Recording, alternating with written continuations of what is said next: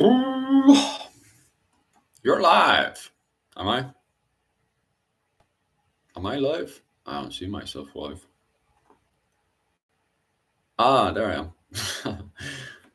Right. Good morning, everybody. Bum, bum, bum. Bum, bum, bum.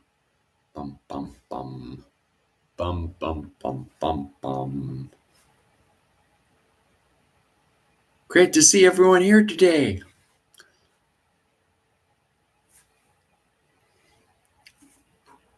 Right. He's got one person anyway.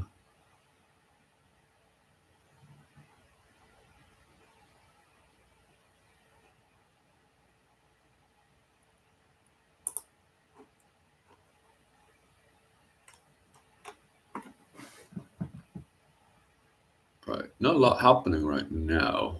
One watching.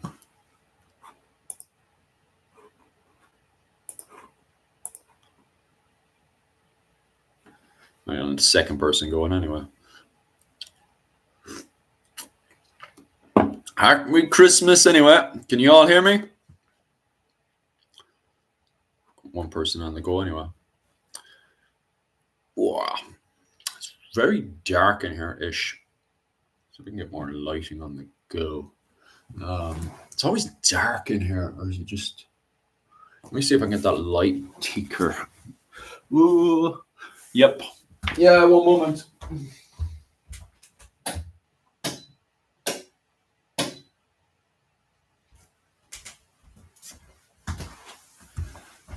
I think that's better. Yeah, that's way better.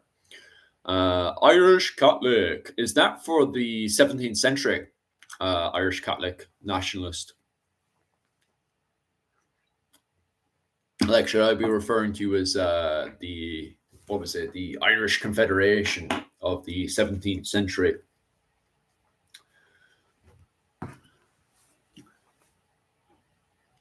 Because I think that symbol is from. Tis indeed. I love the like. Don't get me wrong. Politically, obviously, because Cromwell ends up getting the better of us. I'm not big into the political side because of that. My grandmother, God, because a lot of my family is from Sligo, and while she was alive, God bless her soul, she would go on and on about Cromwell, like, and she was a woman that lived in Manchester for quite some time, and anytime you bring up Cromwell, to hell or to Connacht, like, will come straight out of her mouth, like, but military wise, I always found the that whole period with the Irish Confederacy really interesting. It's a pity we start off very slow. If the Confederacy was much more united at the start and had better discipline at the very start, gee, we could have actually won that war. Like, it's one of them wars we could have actually won. Like, but just, the ill discipline in, early on, and then the politics between Butler and was it Owen O'Neill, like it tore the Parliament apart. Like, it's the same thing early on between the Butlers and the Fitzgeralds, but lucky for us, the Fitzgeralds got advantage of the Butlers in the Battle of Piltown, but there was no Battle of Piltown in the what was it, the Irish Confederacy War. So we spent, I think, 10 years just pissing around, really, before Cromwell eventually just overwhelmed Dublin, like, which shouldn't have happened in my opinion. But yeah, that's my interpretation anyway. Merry Christmas. Well, how many days do we have until Christmas? Christmas is on the 25th, isn't it? So we've got about 4-5 days, depending what country you're in. What's everyone doing for Christmas? Can you all hear me fine, by the way? Or am I breaking up?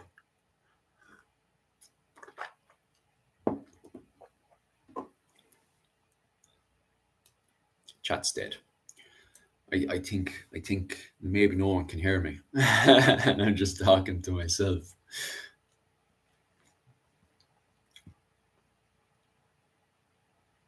Oh, chat's gone in and out. Can no one hear me, no?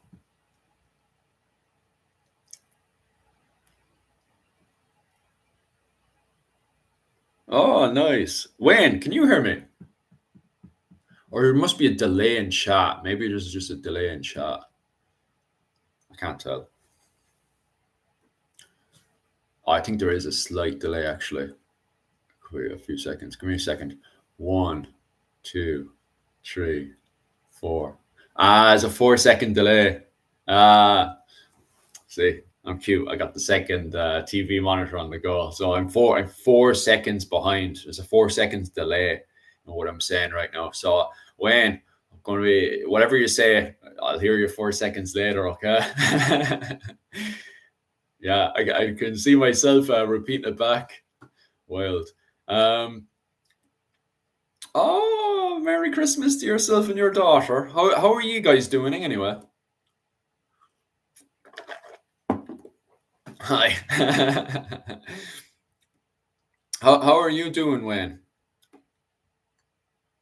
I'll wait for the 4 seconds delay to come back at me.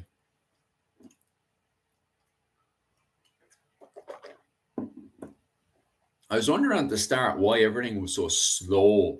Um, because at first I was like, Jesus, like, why is everyone slow getting in here? 30, yeah, it's hot enough here in Okinawa. I think the temperature's starting to go down here. But yeah, you guys are going into the summer season now, aren't you? You guys have to be backwards like that, don't you? Over in Australia. How are all the Irish Australians doing? Or are they arguing with the locals again? Fighting with the locals, especially the ones from Cork. I hear the Cork ones are the worst.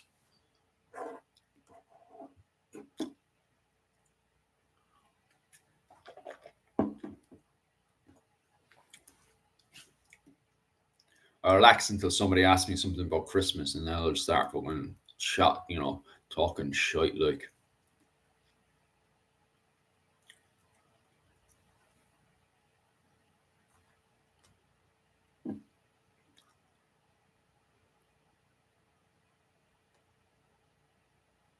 Mm, yeah, the Cork lads are the worst ones. Um, it must be the majority of the immigration going into Australia probably is from Cork. I know for America, the majority of the immigration was from Cork as well. There's a good few from Cork. Like a lot of people that identify as Irish American in America originate from Cork. That's why you've got such a funny Irish American accent that comes in around the 1850s, which a lot of people say isn't an Irish accent because you got a lot of dubs that hear the original Irish American accent, and they're like, "Oh, well, that's not Irish, like, and it's not Dublin accent, like." But you know what the dubs are like.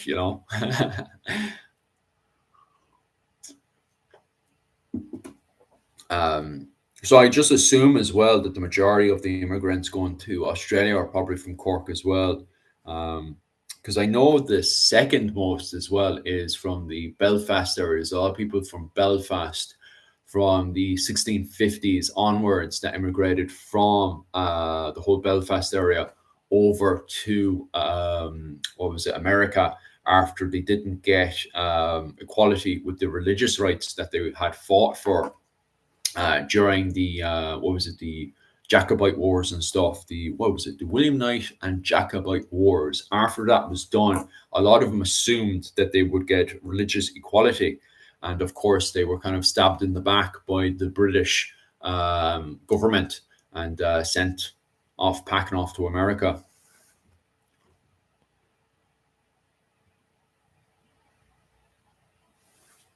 Oh, I didn't know that. No, I assume there's at least a good chunk of the influence from Irish into the Australian accent, but it's really out of my field of expertise. I know there's a mixture influence with the Alabama accent between the English accent, the Southern English accent, mixed with a slight bit of the Irish accent around the New Orleans, around that area and stuff. But it could just be talking shite. Like, it's not really my field of expertise, all these accents and stuff.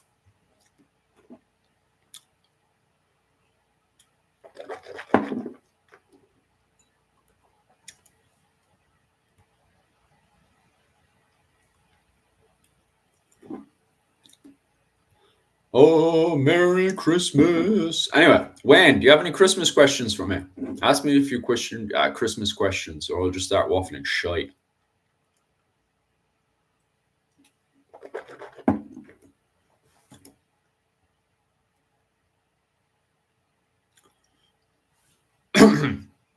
Because I'm supposed to be talking about Christmas.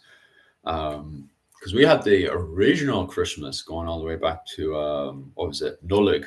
That was the original one. But of course, the problem is with online right now is that you have a lot of people going with their Celtic mythology, which most of the time is probably incorrect. Going about the winter solstice and stuff, and the problem is that a lot of academics who do actually sit down and try to find the actual facts actually find it quite difficult to actually find the connection between the winter solstice and us today. As in, there's very little evidence to understand and know what exactly the Celtic people did during the festival of the winter solstice. So we don't really know what they got up to. But a lot of these YouTube Celtic masters and stuff will come up with all these mad theories of what they got up to for the winter solstice. A big event that happened during Christmas. I think one of the biggest events. Let me start from the start first. Actually, I'll go from Nullig so we have a bit of a background. So we have Nullig, right? And the original one is the winter season, the winter solstice, and we know very little of what they actually got up to. And any theories people do have, there's no hard evidence to, so they can't really prove. Like the great thing to do, and from now on you can all start doing it, is when somebody ever goes on about the winter solstice, turn around and ask them, even if you're with a tour guide, just annoy the tour guide with this one actually. Ask them, is there actually any evidence they did that? Like if they say, oh well, their son come through the what was it, the New Grange and stuff. Ask them, is there actually any written proof of that? Like, and how can you prove that actually happened? You know, if you do anything to do with the winter solstice, just turn around and says, is there actually any evidence to that? Because everything to do with the winter solstice is only theories. There's only theories when it comes down to the winter solstice, right? We don't start getting hard evidence of what people actually got up to in Ireland until we get into the early medieval period with the arrival of St. Patrick. And it's from that point onwards that we can start to see the influences of Christmas coming into Ireland.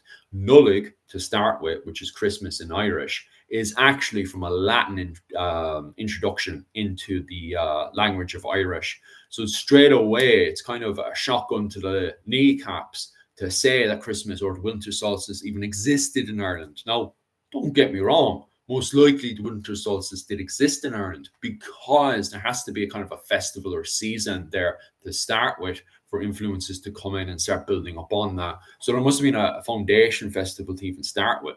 But we have no idea what that is until we get into the arrival of St. Patrick and the start of the early medieval period, the end of the Iron Age in Ireland, and the start of the early medieval Ireland, when we start to get history written into the country. Then we start to see the arrival of Christmas into Ireland by fact, instead of people coming up with all these theories and stuff. From there, we've got the arrival of St. Patrick and we have Nullig. But the problem is straight away, it's not the great big festival that we know of today. We know it's a feast, according to written literature. But for most part, the main big festival or feast was actually Easter. Easter at the end of the winter season. That's when you have the big festivals and stuff.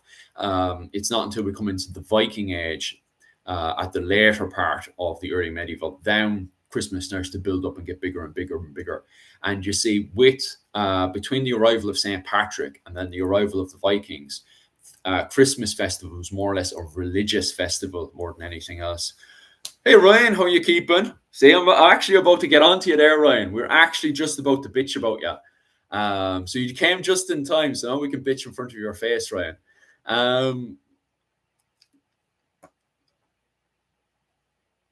So first off, it's believed that Palladius came in first, and that indicates that there were Christians in Ireland.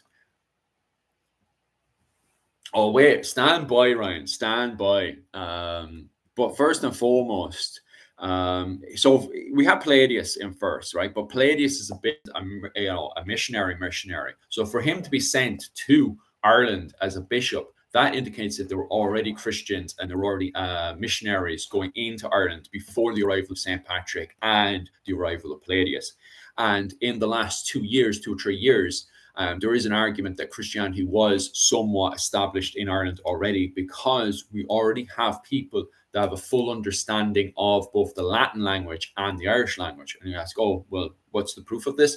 If you look at the Ogham writing, Ogham writing has a full understanding of Latin letters, which means if you want to create Ogham or invent Ogham to start with, the person who invented it, which a lot of historians and academics right now believe it was a singular person that invented Ogham. That person that it must have existed around the 4th or 5th century. That person would have had to have an understanding of both Latin and Irish to be able to put them together to make the Ogham writing. And you think it was a stupid language because it's just scratches on it's just a line with scratches going down it. And yet, after further study, and even more so recent study, we found that this language is actually genius. To be able to combine Latin and Irish together to make the Ogham writing is just mind blowing. But it indicates that there were already Christians in Ireland. And so from that period onwards, the celebration of Christmas becomes a Christian holiday where we have the Christmas holiday being treated as a Christian festival where we spend most of the day praying. So we get up early and we start our prayers.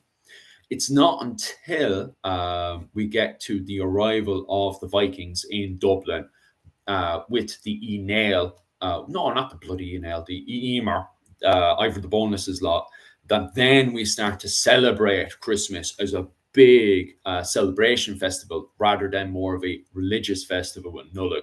So with the arrival of Ivor the Boneless and his family into the country, and his family then marrying into the locals and also fostering children into Dublin. And this is where we get to bitch about Ryan and what Ryan got up to, because we know the boys up in Dublin are big and loud and they can't shut up. Because you can imagine, right?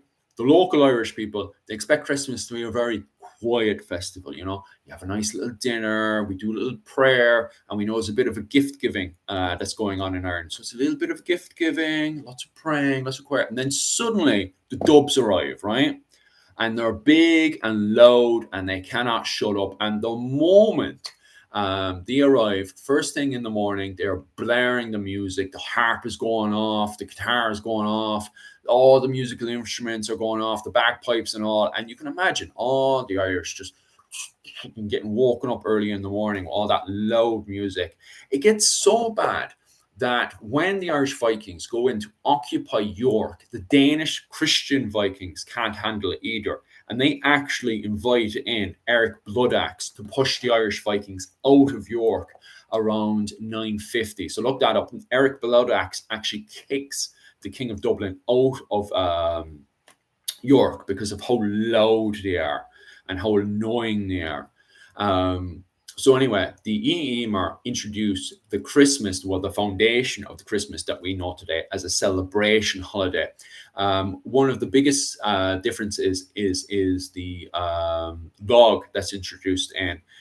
They go out there to find the biggest log to bring into the Great Hall. So there's a lot of competition there on who can bring the biggest log into the Great Hall and then burn it, bringing in all of the Viking pagan traditions into it. It'd be great now next year if I can bring a Viking specialist in so we can probe in deeper to the Yule, was it the Yule festival that's introduced into Ireland and then mixes in with the Nullig festival that's already in Ireland. And this is where a lot of people then bitch about the fact that we have the Christians, the Christians stealing a lot of the pagan traditions and mixing it all in, because that's ultimately what happens in Dublin around, 840 all the way up to 1014, that we have a lot of traditions that's brought in from Scandinavia and then mixes in with the Irish culture. Ale killed. Yeah, like Dubs is right.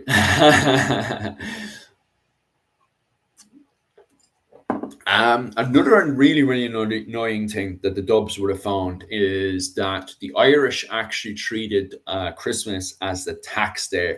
So Christmas was the day that the High King of Ireland, well, the Over King of Ireland, the Over King of the Nail, and then later on the Over King of the Munster lot, starting with Brian Brew, knock at the door of Dublin and Waterford and Cork, and they start looking for their tax money at the end of the year.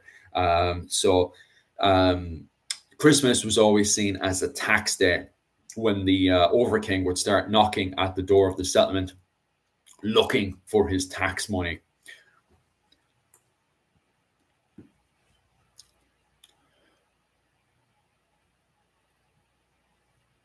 Was there any coinage in Ireland before the arrival of the Vikings in Ireland? No, not from our understanding. Would they have used coinage over in what was it? Wales could be debatable, and it's something that I would have to look into. But they definitely weren't using coinage when they were moving into Scotland in their Scottish campaigns, because from my understanding, the Pictish tribes were also not using coinage. It was mostly a cattle. Was a cattle currency. So there is no before the arrival of the Vikings, and we know that from the Brehon Laws. I actually have the Brehon Laws over there. Give us a second there. I go get Fergus Kelly's book for you that actually explains all this. One moment. Uh, ah.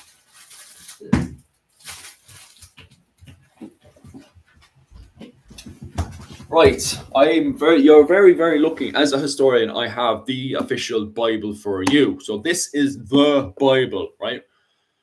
So before you start anything to do with medieval studies, you need a copy of Early Irish Law by Fergus Kelly, right?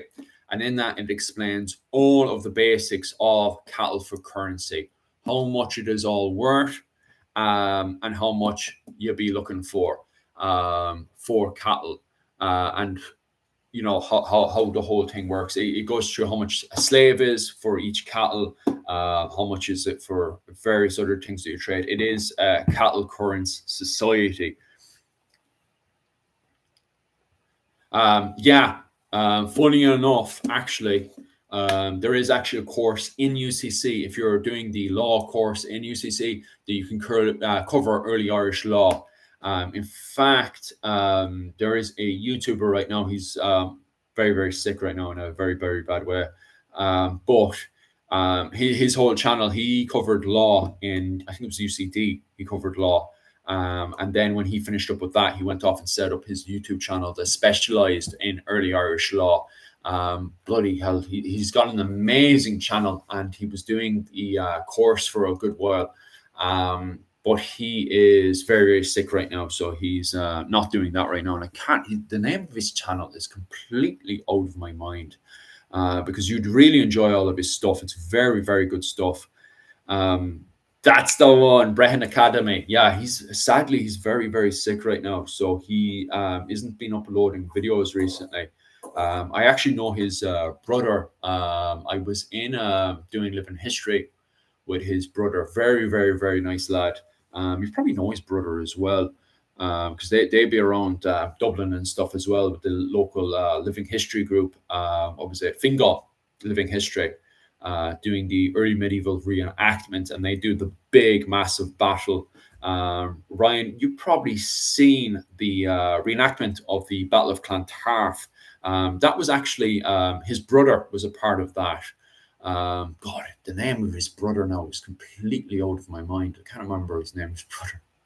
He'd be giving out to me about that. But anyway, regardless, they were the ones who organized the big, massive reenactment event, the Battle of Clontarf, back in 2014.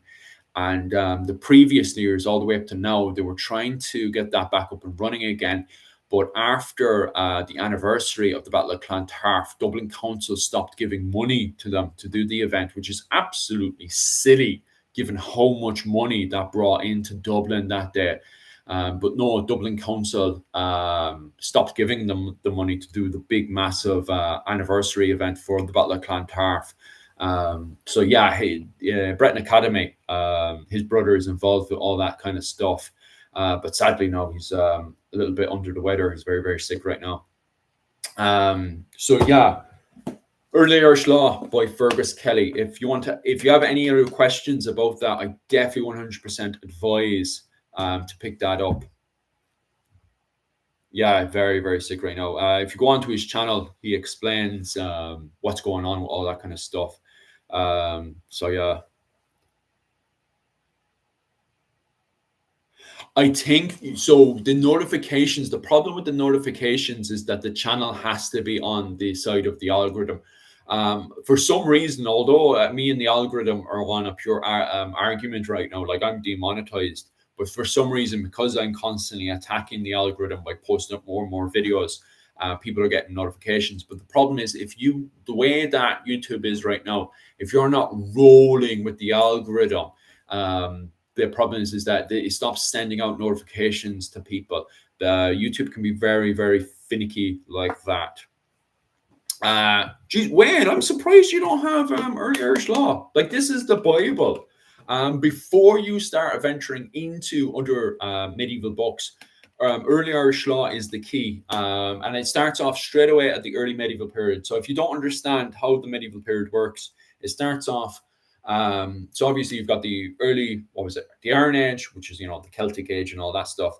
And then you go into the Golden Age of Ireland, and then you go into the Viking Age, and then that's the end of the early medieval period. Then we've got the Reformation. As we go into the High Medieval period, then we've got the Norman invasion, and then we've got the Scottish War of Independence and the 100 Years' War, and then we go into the Late Medieval period with the Wars of the Roses and the Tudor conquest and stuff.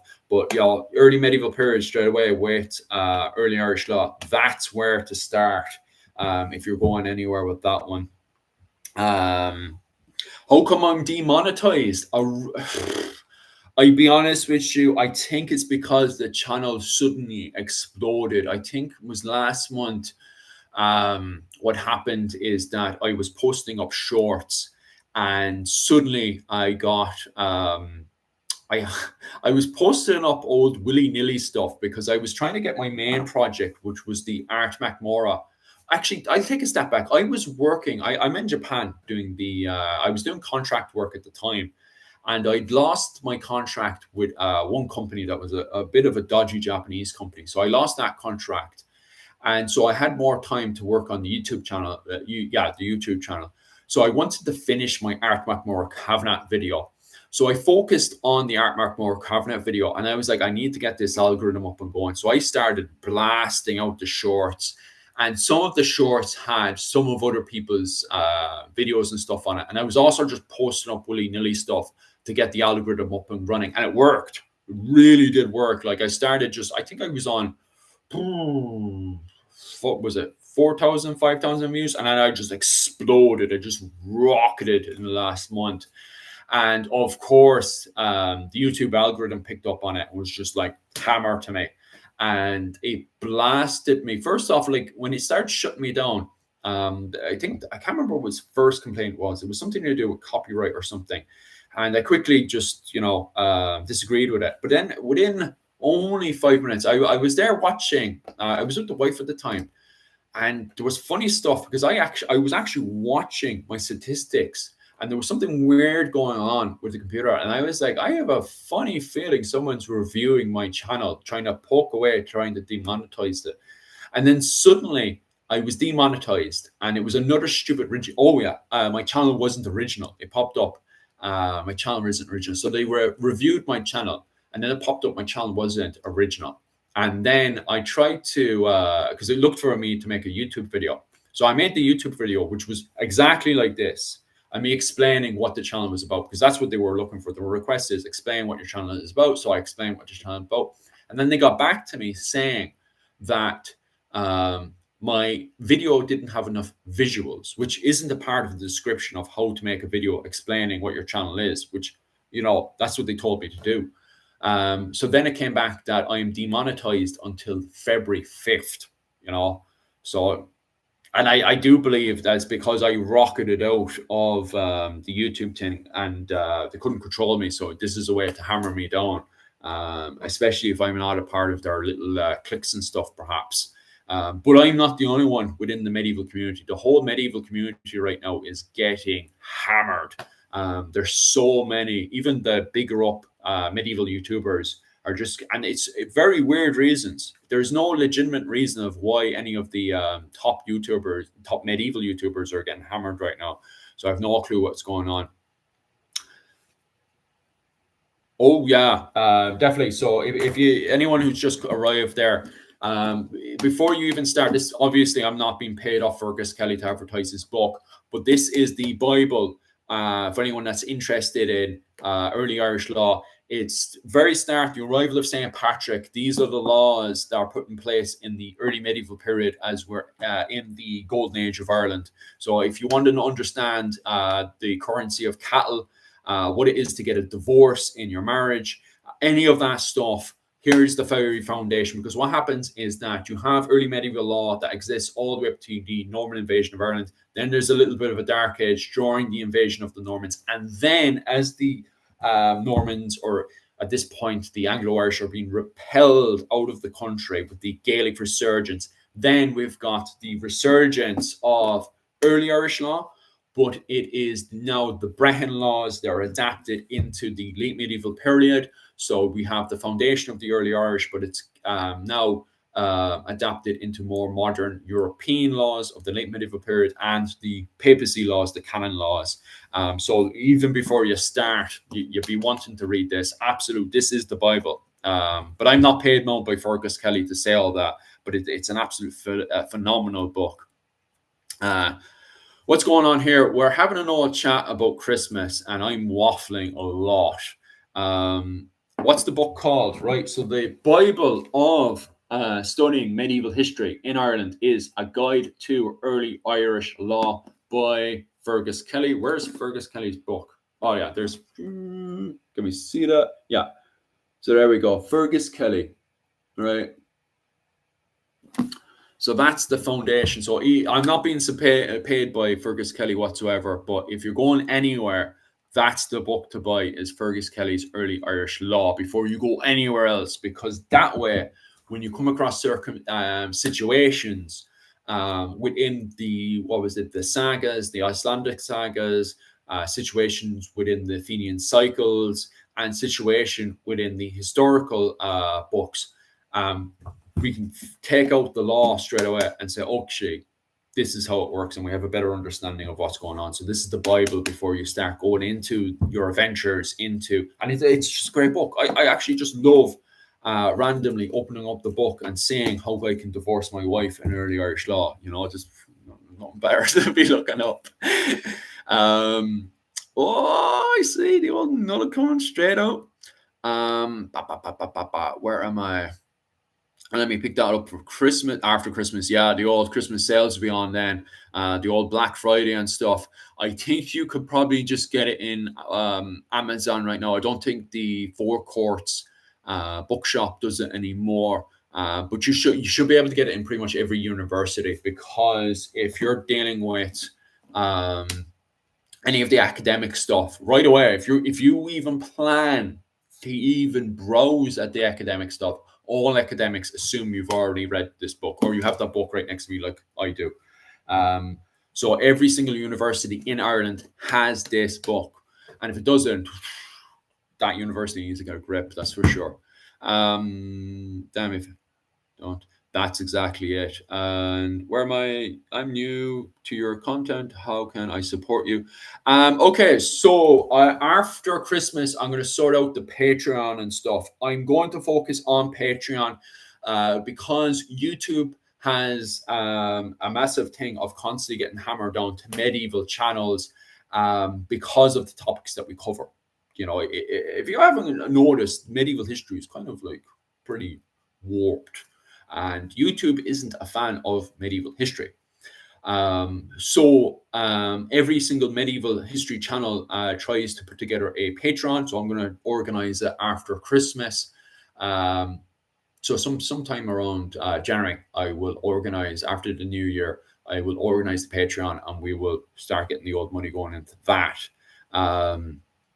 And that money then will go in, first off, obviously paying for my bills because I'm not under contract right now. I'm living in Japan and I do contract work here and there, not under contract right now. So that money will be going into paying my bills first and foremost. And then it will go into buying books. But people actually want me to send some of that money over to Sean to do art because some people were giving out that I was using AI. And I told them, look, I don't have the money to fucking give to Sean. If I had the money to give to Sean, no problems. Some people want me to give that, but what I might do is I might put into sub brackets. I'll ask Sean how much money he'll do for art. So if people want to support Sean, I'll have a separate thing. I'll say it to Sean, and I will have a separate thing for him because people don't want me making AI art. People want me to be giving the money to Sean to make art for me. So I'll have a word with Sean. And I'll see what he thinks and all that stuff. So if you guys want me to give some of that money to Sean, we'll do that as well. So we'll sort out the art, and then the other money then will go into buying more of the books. Because next year, I'm getting the 2 books because you guys were looking for me to buy more books on the Gaelic in the 15th century. So I'm getting those books. I should be getting those books for Christmas, which is the Irish and Scottish connection, and also Ulster was a Gaelic Ulster in the 15th century. I'll be getting those 2 books because some of you guys are getting sick of me talking about the Anglo-Irish, which I'll still be talking about the Anglo-Irish in the 15th century, but I will be covering more stuff on the Gaelic, so I'm getting those books in. And then the reason why I'm setting up Patreon as well is the 2 other books that I need to get for next year, which is, who is it again? God, his bloody name comes out of my head. Was it Sean Duffy? I think it's Sean Duffy's Invasions 1169 is the one I need to get. And I need to also get the English Invasion of 1169 as well. They're 2 books, really important Norman books to get for next year. So some of that money and Patreon and stuff will be going into that. And also, I'm going to be looking for as well next year. I want to set up a course covering the basics of Irish and medieval history. So I'll be covering Irish medieval history and the wider world as well. Simply because there's a lot of people online right now who are pretty much confused on the basics of medieval history. So I want to cover a basic course covering the basics of both Irish medieval history from the early medieval period in 410, going all the way over to the Renaissance in 1603 at the end of the medieval period. Because a lot of people are coming to be very confused, and they're always saying we never covered this in school. And it's true, even in Ireland, they're skipping a large part of the medieval courses right now in school. So a lot of people are coming to me saying that actually, this isn't covered in school anymore. Can you cover it instead? So I wouldn't mind putting together a basic course on basic medieval history, both basic Irish medieval history and basic wider world medieval history. So that way, when people are listening to the likes of the Medieval Irish podcast that's over on Spotify, when people are listening to what's his name again, the Irish History podcast with Finn Dwyer, people have a better understanding. Oh, it's Murphy, how are you doing? So when I put that together, people have a basic understanding. It's not going to be like high academic level. It's going to be literally the stripped down basics. So people have a better understanding of what's going on. Do you all have any medieval history channels you particularly like? Rambling Kern is doing very good right now. Himself and Colin are having a conversation, a back and forth conversation going on. Pretty slow conversation, but it's going back and forth on archery. So definitely check that out. Rambling Kern's response got posted up 2 hours ago. So definitely go over to the Rambling Kern's channel. If you want to find that, click onto my channel and then go over to the Rambling Kern. And they're talking about archery right now. Was it Bronze Age to early medieval archery? So Rambling Kern has his reply video posted up about 2 hours ago. Another one is definitely go over to the Creative Contessa's channel, Rachel's channel, where she's covering the 15th century clothing right now. And she's mostly arguing about underwear. This is back and more conversation I think has been going on for the last 2 years or so. I don't know if she's in the chat right now, but she's having a back and forth, and we're going to continue that conversation as well next year because it's a pretty hot topic. Did medieval women in the 15th century wear underwear? It's a really hot topic. So definitely go over to the Creative Contessa's channel and check out what is the argument right now for women wearing underwear in the 15th century. Who else are we is hot right now? Colin is, what was it? Not Colin. Obviously, you can check out Colin over in TikTok. He's mostly on TikTok. He needs to make more videos for what was it? YouTube. That would be great. Who else is there? Michael right now is off having kids and stuff. I don't even think he's in the chat right now. So he's busy. But hopefully he returns. When he returns, we'll have him back onto the channel again. There he is, fucking Colin. Did you watch the reply video, Colin, of Rambling Kern? I'm trying to think what other channels are hot right now. Oh, yes, of course you have the Nightly Lady. How could I forget about the Nightly Lady? Myself and Nightly Lady are doing more videos. We're trying to organize a video for her channel on how to beat the, what was it? The 15th century armor, the Cherbourg style armor. So myself and Nightly Lady want to do more videos on that. Myself and Colin need to do a bloody video on early medieval warfare. God, I can't even remember what topic I wanted to cover with Colin again. It'll come back to me. Where else do we do? Did I skip anything? Do you like anything I could give big, to be honest? Hi, mate. Do you in modern Irish politics? I do not. I woke up this morning, right? This is going to be a quick second rant, right? I had a meme, was a Crusader meme. So I got involved with it's an Irish medieval channel, like. So I get involved with the Crusades because you had the Knights Templars who were recruiting in Ireland, in particular the O'Donnells. The O'Donnells are very much involved with the Knights Templars. And you also had the Knights Hospitaller, who I think were very much involved with the Butlers. I can't remember. I'd have to look back into that again. So obviously I post up the old, what was it? The Crusader memes, the funny Crusader jokes and stuff.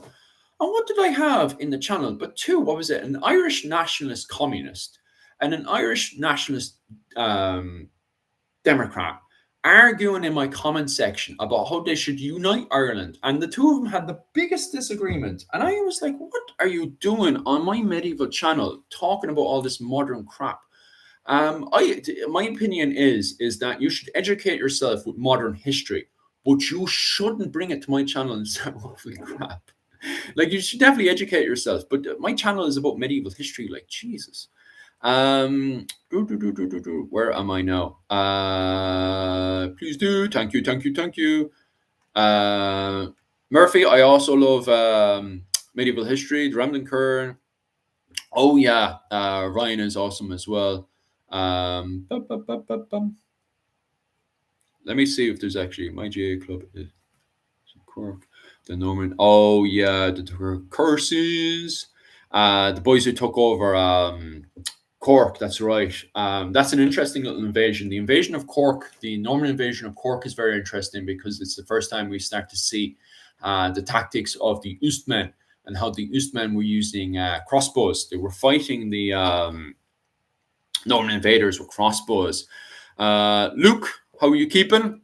How is the girlfriend? Are we still on girlfriends or are we married yet?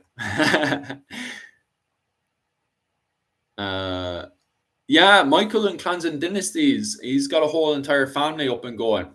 So he's busy with the family right now and can't make any videos. But I assume he'll be back again. He hasn't popped up in the comment section yet. So I assume he's not here for the time being. But yeah, we'll call him out when he comes over and ask him how the family's doing and stuff and when he's going to be making videos. Or I'll try to get him back onto the channel again or something. We'll see what we can do when he's not so busy.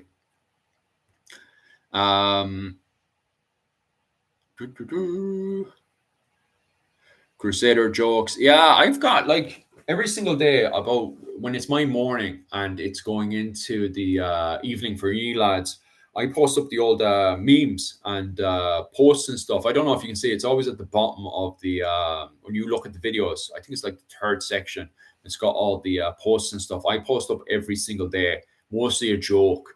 And when people start talking about modern stuff, I'm just like, I don't know, I don't care. Like, and then they start arguing amongst themselves, and I'm just like, what are they even fighting about? Like, even like this morning when I woke up and there was a communist, what was an Irish nationalist communist and an Irish nationalist Democrat arguing in my comment section about how they should take over Ireland and how they should get quote unquote sausage rolls and delete the people of Dublin and Belfast. And obviously, I can't say exactly what that is because I get kicked off the platform. But you know what I'm saying? Like, there's some people are wild, but yeah, no, the channel's a medieval channel. Like, um,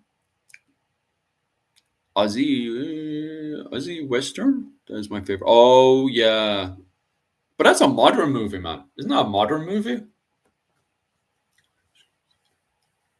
No, I haven't heard of that Crusade. Let me actually have a quick old. Can I highlight that? I'll have an old Google search on that Crusade. Bum, bum, bum. Right. What is this one? Oh, Trench Crusades. That shows all. That's more modern stuff. Oh, Jesus. Y'all coming onto my channel with all this modern talk, and I have no clue what you're on about. Like, yeah. See somebody who actually understands what I'm yapping on about. Like, where else am I on? Distant. Yeah, it's a medieval channel. Like, I honestly like. Don't get me wrong. Like, I do believe you should educate yourself in modern politics. But the channel's just not about modern politics. Like, I don't specialize in modern politics. If you like, what was it? The last time I had the stream, people were trying to look for my advice on who to vote for. And I'll be honest with you, first off, I'm not in the country. And secondly, I'm just not educated enough in modern politics to be advising anybody on anything to do with modern politics. My education and what I spend most of the time reading is on medieval history. I don't know anything about modern, politics and stuff. So I cannot be like, I'd give the worst advice in the world about modern politics. The old 1880s, with the arrival of the old Aussie Irish, is it? When I actually, when it comes down to Barashi Castle, I live, or is it just down the road? Oh, sorry, I live up in Mallow. I'm originally from Mallow, so I live just up the road from Barashi Castle, and I was in, was it 20? I think it's 2017, 2018, and 2019.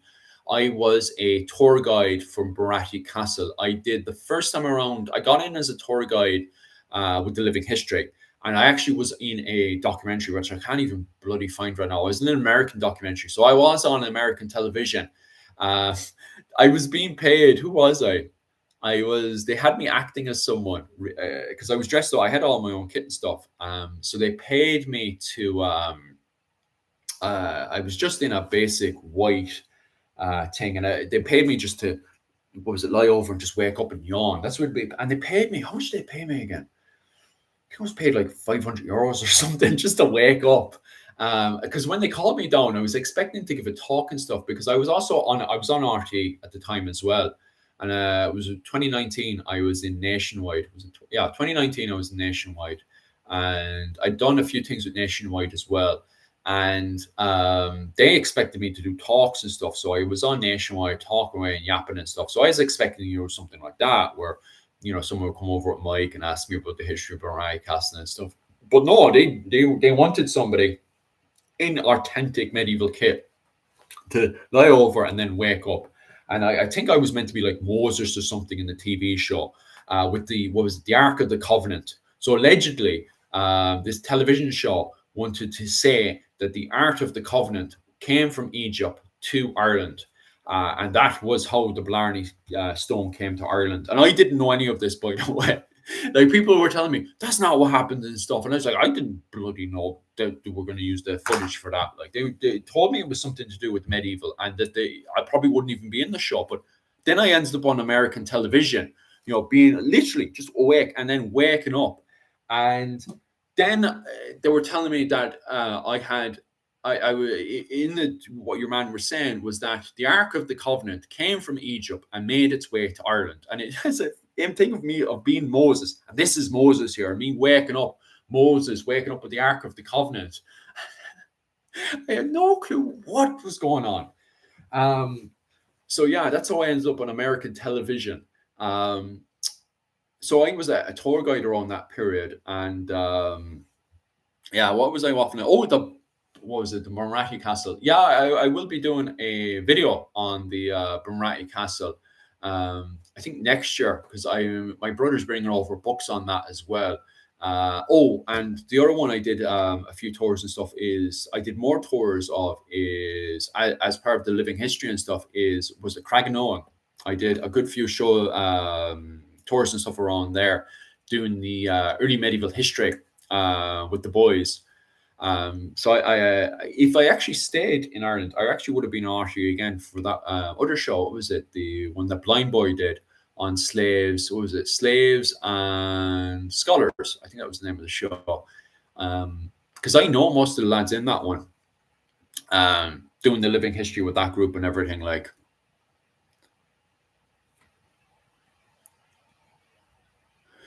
So yeah, I will be 100% doing the Bunratty Castle, the Bunratty Castle and the Blarney Castle. Hopefully, I'll do it next year. We'll see. We'll see how all that goes. What are the three medieval Gaelic Irish badasses? The three top ones.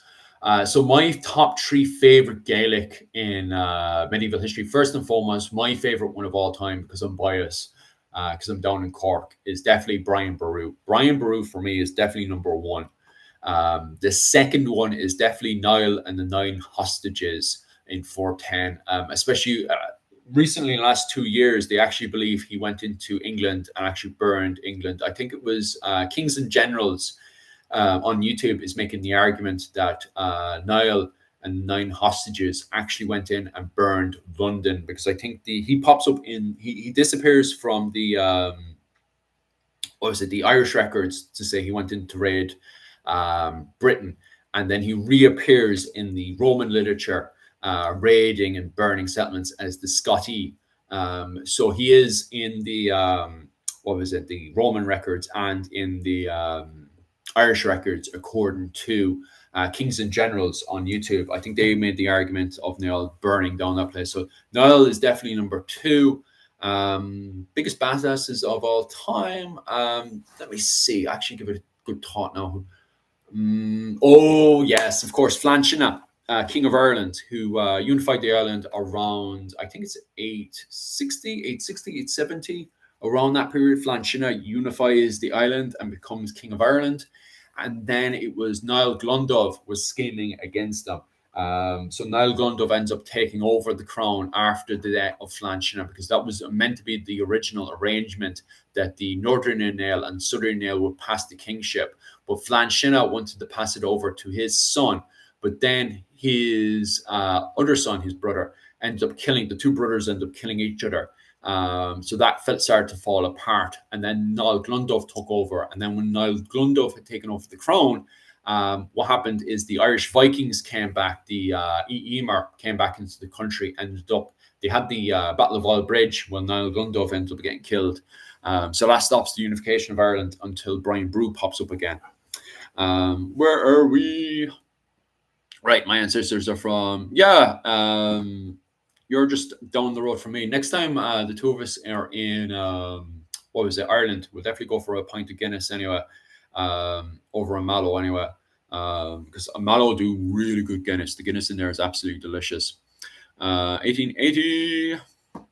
Yeah, the medieval period is definitely finished, exactly like Japan in 1603. So in 1603 is definitely the period where in both Japan and Ireland, that's the end of the feudalist era. It's gone, it's dusted.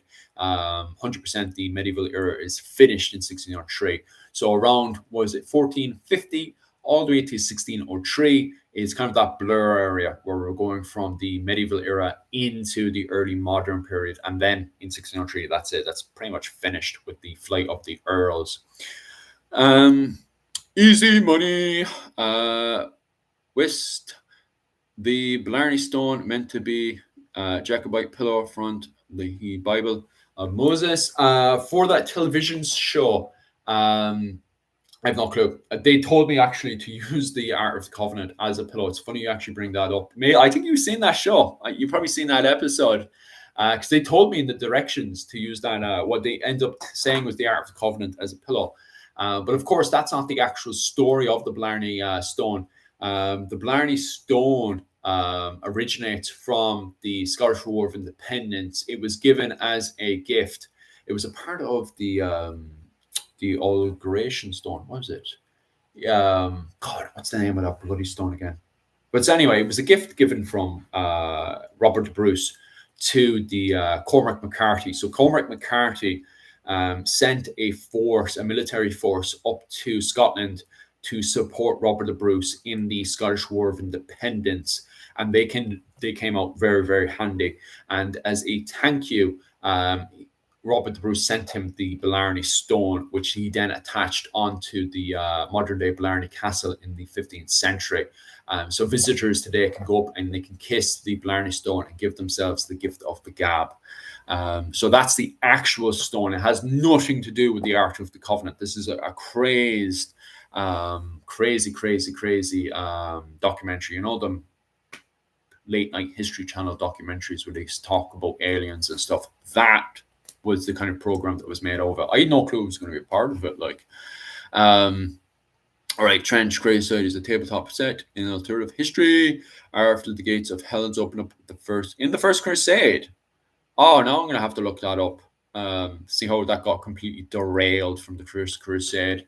The first Crusade is pretty awesome. It was the Irish Vikings, the Ustmen, who took part in the first Crusade. They attached themselves onto Robert of Normandy's Crusader. Is it company? I don't think it's company. Anyway, they attached themselves onto Robert Normandy's Crusader group, and they also attached themselves onto the Norwegian Crusade, which ultimately was all a part of the first Crusade into the Crusades. So there were people from, Dublin, Waterford, Cork, Limerick, and obviously other people who are unwanted, because we're going into the period of the Reformation, where we have a lot of Irish young men who are just not wanted in the country. So they end up joining the First Crusade. And it was, if you read the Vision of Tundle, it was kind of like, very much indicated, look, if you don't have a place in Ireland, with the unification going on with Murtagh Brain and stuff, go join the First Crusade there, go find yourself a new home in Jerusalem, So that's what the boys did. The boys attached themselves on and they went over and they took part in the First Crusade. And then they came back to Ireland. A lot of them did come back to Ireland if they didn't disappear while on crusade. And then what happened is that there were is it St. Michael's Church in Dublin? Recently, some weirdo came in. First off, someone tried cutting off the head of one of the Crusaders. And then I think it was this year or last year? I made a video on it. They ended up burning the church and the body got destroyed during it. So we can't even identify exactly who is the Irish Crusader who got burned. Because I've made a few videos now on the Irish Crusaders of the First Crusade. The First Crusade is quite interesting in itself. The boys, T-Money, you are one of the boys. No, it's grand. It gives me a lot of chats to rant on about the First Crusade. For sure, for some whiskey. What was it? Blarney Castle? Was it Barathi? Barathi Castle, anyway. I always get trip over the two of them because I was a tour guide for the two of them between the Jigs and the Rails at some stage. And it was Barathi Castle has the honey mead. I don't know if you ever got to try it out, Wayne, last time you were in the country. But definitely next time when you're up in Barathi Castle, definitely try out the honey mead. It's absolutely delicious. I do really enjoy it myself. Um, any opinion on the BCE? Oh my God. Myself and Rachel, we were having a private discussion the other day because after Christmas, myself and Rachel are going to be covering more live feeds and stuff because it's easier to have the old chat when there's someone else to bounce off of. So myself and Rachel were actually talking about that last Monday about the BCE versus, what was it? AD versus CE argument. And then you've got BCE as well, which, oh my God, that's so much to take on. For me personally, I prefer saying AD and BC. I don't mind. Like if I'm talking to someone and they're saying CE and what was it? CE and BCE. If they're saying it, I'm not going to get triggered. I'm not going to start raging and fluffing from them out or anything. But for me personally, I prefer saying AD and BC, especially the BC part, like BCE. That E part, like Jesus, that's. And then it's trying to remember CE as well, especially if you're putting together. So imagine, right? You've got a paper that comes into you, and you disagree with the paper, and then you've got to come up with a counter argument to that paper, and then you're getting mixed up because you're putting CE. You start off putting CE, and then halfway, and by habit, you start putting AD into it. Doesn't that get confusing? Like I don't know. I just keep it from the start. I keep it from AD. I just think for me personally, it's much more easier for me for the AD. So I'm pro AD BC, but ultimately I don't really mind or care. Like if I'm doing paperwork and somebody says, okay, the rule is for this academic argument that you have to have CE and BCE, I'm going to find it annoying, but I'll follow the rules and do whatever anyway. I don't really ultimately care, but I find it easier to do ADBC. What was it? No Crusaders from the Gaelic Northwest. The O'Donnells. The O'Donnells have a very funny connection with the Knights Templars, and the Knights Templars never attack the Gaelic. The Knights Hospitallers can be hired to attack the Gaelic, right? I have to remember which Norman family hires the Knights Templars. The Knights Templars do attack Gaelic. The Knights Templars, right? The Knights Hospitaller can be hired to attack Gaelic, right? In the 13th century. But the Knights Templars refused to be hired to attack fellow Christians. And then when the Knights Templars are being hunted down and killed in 1308? Yeah, 1308.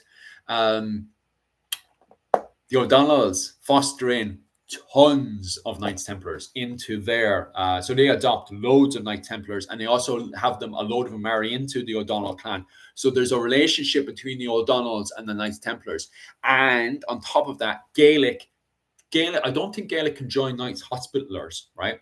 But they can join Knights Templars. So there's most likely a good chance, especially around that period when when somebody goes into age of the age of consent period, all the way up to when they take over the land from the father. So when the father dies, there's a kind of a limbo area where most lads will end up doing kind of some form of military service. So there's a good chance that a lot of Gaelic in the 13th century did join the Knights Templars and then went off to Jerusalem to crusade. So there is a good chance you do have Gaelic in the Knights Templars.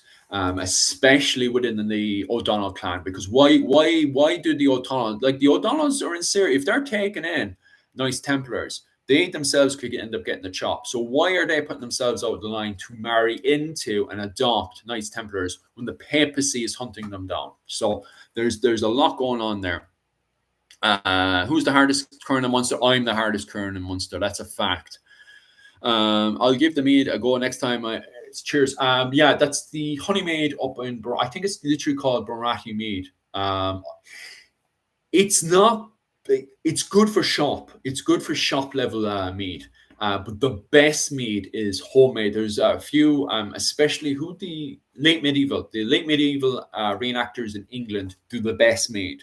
I was talking to Dave Swift years back, who also covers the late medieval period and the Renaissance.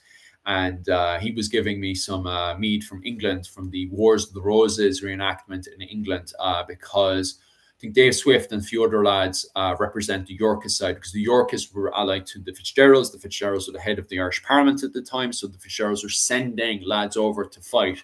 So now we're doing the reenactment where we go over and we join the Yorkists up in York to go down and fight the Lancastrians in around the Shrewsbury and London area.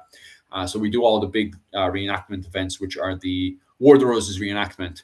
And the Yorkists give us mead and stuff every year, and they're absolutely gorgeous. It's a pity I never actually went up. I went over to England to do the Battle of Hastings. The lads invited me over there, so I am actually at the Battle of Hastings back in 2019. Absolutely amazing event. I'd love to go again. I was over there with Barry Gaynor in Fingal, being an Oostman, an Irish Viking merchant. Pretty much doing nothing. It was Barry Gaynor was doing all the work. Who else is in there? When you dream of medieval times, what role do you play? Poet, warrior, or something else? The majority of the time, I am doing so. I do living history, and obviously, I play a lot of Mount and Blade warband. But in living history, I was my kit was mostly around Usman kit in Cork because I spent most of my life in Cork, and I also joined a living history group, the White Horse Vikings. And so most of my kit is I should just do a video on that. I'll do a short on that explaining my time with the White Horse Vikings.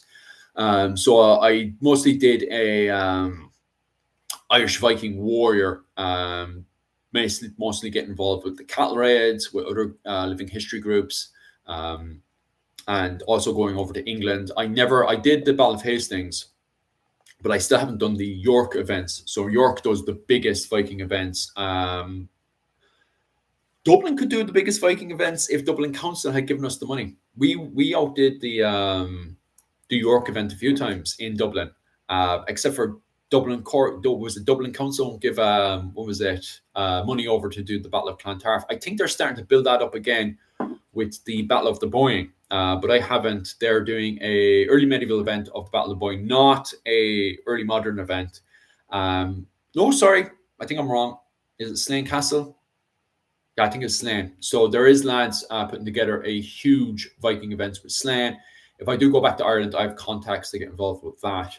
But if I do go back, I might get more involved with the history of economic and finance in Dublin, because Claire Downham is going off to do research on the Viking Age because she believes it was more of an economic golden age.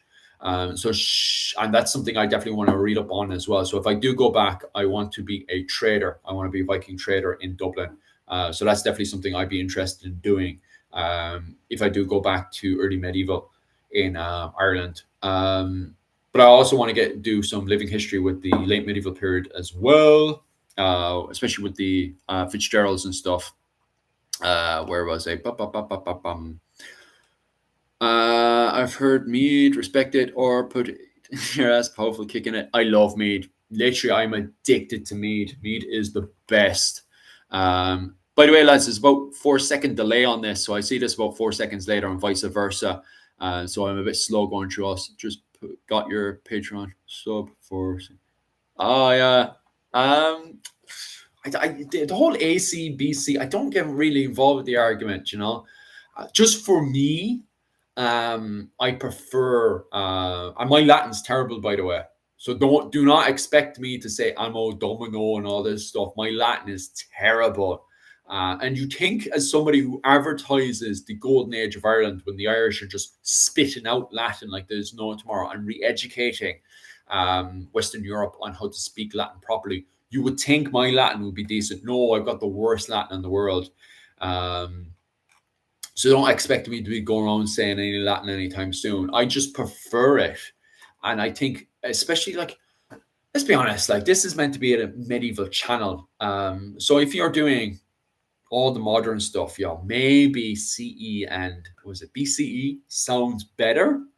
But for a medieval channel, like, come on, lads.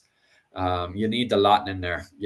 It's just it's so strange. It's so alien saying CE and BCE. Was it CE and BCE when you're doing the medieval stuff for me in particular? But if somebody's disagreeing and stuff, I don't really mind. Yeah, it's over. Dennis, are you in Ireland? If you're in Ireland, it's over in Barathi. They have Barathi meat. It's okay. Ultimately, the lands over in England with the Wars of the Roses reenactment and living history, they have the best mead right now. And I hate to say that the English are beating us with mead. We need to. And there's a lot of Irish lads that are trying to do better mead. There's a lot of Irish lads. When I get back to Ireland, I want to go alcohol hunting to go and try some. I don't want to go alcohol binge drinking like I used to. When I was home, I was doing a lot of binge drinking, which was great. It was good banter and stuff. But now I'm old, and when I get back home, I will be even older. So I want to taste alcohol for the taste rather than just binge drinking and stuff. So I want to go hunting for these nice, delicious meads and stuff when I get back. Do, do, do, do. Look at our coat of arms. Yes, indeed. We are the chief of monsters these days. Are the O'Neills and McDonald's not related? They're all related. What is the branch connection of it? It will be clans and dynasties with Michael. I'll have a sit down and have an old chat with him. I need to cover the McDonald's anyway. I want to get a Scottish American lad on. He's an academic over in the States. I want to try to get him onto the channel to talk about the MacLeods and McDonald's because they had a Gaelic company, a mercenary Gaelic company, a military mercenary Gaelic company in the high medieval period to late medieval period, and they were moving their troops between Scotland and Ireland, making a lot of money. So I want to bring himself on, and I want Michael back on as well to talk about the Gallowglass, the mercenary companies of the late medieval period that the MacDonalds and MacLeods were sending to both Scotland and Ireland. And of course, there's the link between Donald Trump right now and MacLeod. I made a short on Trump and the MacLeods, and that was really popular. And it just gives me an excuse to talk about the MacLeods, really. So are the O'Donnells and McDonald's related? Most likely, in my opinion. I guarantee there's a link there. But I want to get Scottish specialist in to actually give you facts instead of lies. Because you know me, I just lie to you all the time. Like, has there been a recent archaeology discovery in the past year or so in Ireland? Would you? My wife, I'm going to annoy her about that. I'm sure there has been, especially with the old Cranougs and stuff. There's a lot of work happening right now with the housing projects and stuff. My wife had found a load of stuff last time she was in because my wife was working up in Dublin doing the archaeology up there. And they were finding so much stuff in Dublin. It's crazy. The amount of finds. Like they're finding stuff from the Reformation, from the Crusades. They're finding stuff from obviously the Viking Age of Ireland when they're linked to the wider world. There's just so many finds in Dublin. It's crazy. Like, and the fact that Dublin Council won't advertise the majority of it is crazy compared to Waterford Council that puts so much money and then gets so much money back. Like I have no clue what they're on. Like, where we happy Christmas, Wayne. Of Dennis. Yeah, happy Christmas, Wayne. That's correct. I want to fly down. Always thought ACDC meant before Christ and after Christ. Yeah, it does. And then you've got the old sexy Latin with that, the Alma Domino, and the other one that's out of my head right now. Oh yeah, before Christ and Alma Domino. After Christ, as people in English put it, but there is a Latin phrase for both. ACDC. Yeah, that's always better. We always told them anyway. Wayne, I think I see you in not just in Ireland, but in Cork. You stuff. Yep, Cork, my ancestral homeland. Yeah, myself and Wayne are related, probably. We need to step it up, boys. Ever played Thrones? Oh, I absolutely love that game. Slightly disappointed they didn't fix the mechanics from Attila Total War. So I have played Thrones of Britannia with the old Flan Shinna. But the problem I have with that game is they didn't adapt to Viking Age warfare with the shield wall and stuff, archery, and was it running away and all that stuff. It's just ultimately the mechanics in that game were very disappointing. And obviously, Viking raid parties can occupy settlements, which is so yeah. Overall, that game was quite disappointing. Good game, and mods fixed a lot of the stuff that was the problem in there. But yeah, I don't know what it was on. How did you end up in Japan? Okay, so what happened is that from all the way up to 2019, I was involved with the living history. I was dressing up, um, covering various projects within living history, and I was also a tour guide. I was doing tours around the Cove area, doing the bus tours. I had been doing tours over to Cat was it? Yeah, Cashel, the Rock of Cashel. I've been doing tours up in Barati. I had been doing tours over to Blarney.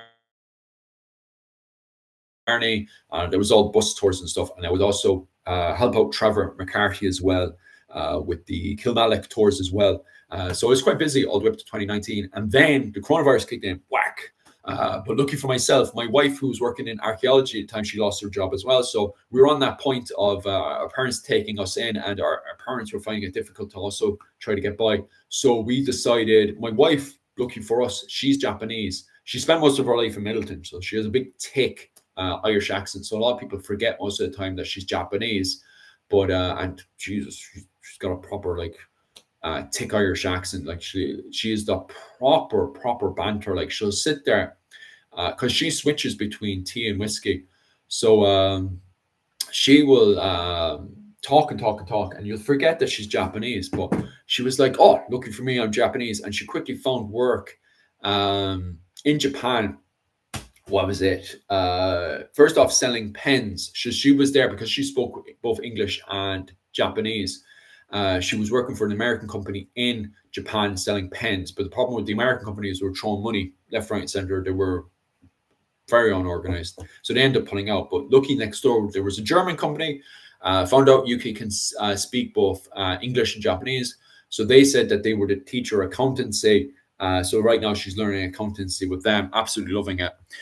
But obviously, she does. Her first passion is archaeology in Ireland, so she misses that. So that's how I ended up in Japan. Um, Close cousins, I reckon. Yeah, probably. I do reckon if you have any connections with because I'm the Hayes of Limerick.